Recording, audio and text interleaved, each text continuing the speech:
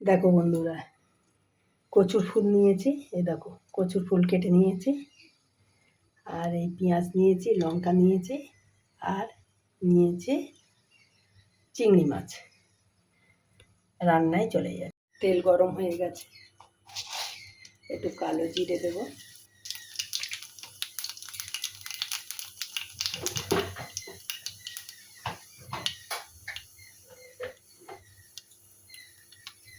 শুকনো লঙ্কা দিলাম,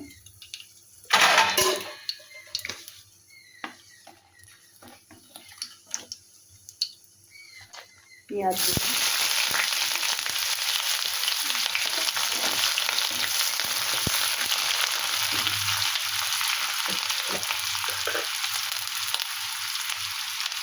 একটু হলুদ দিলাম,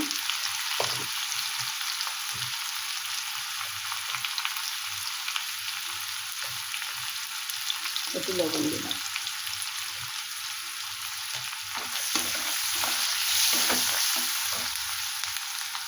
তারপরে এই চিংড়ি মাছগুলো দিয়ে দিলাম। ফ্রিজে রেখেছিলাম প্লাস্টিকের মধ্যে করে।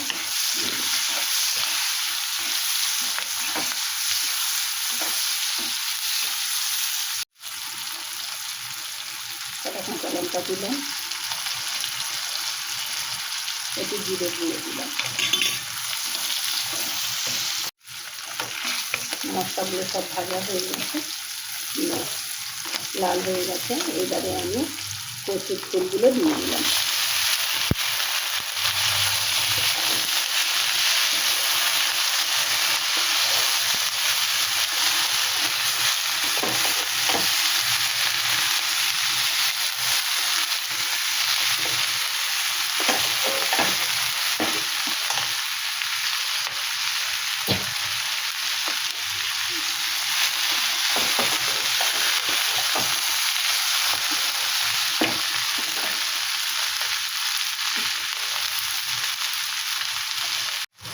একটু চিনি দিয়ে দিলাম,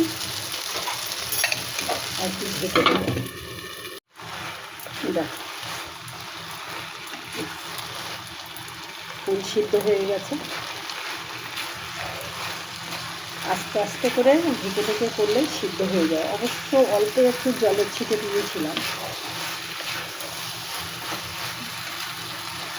যাতে আস্তে আস্তে হতে লাগে। দেখো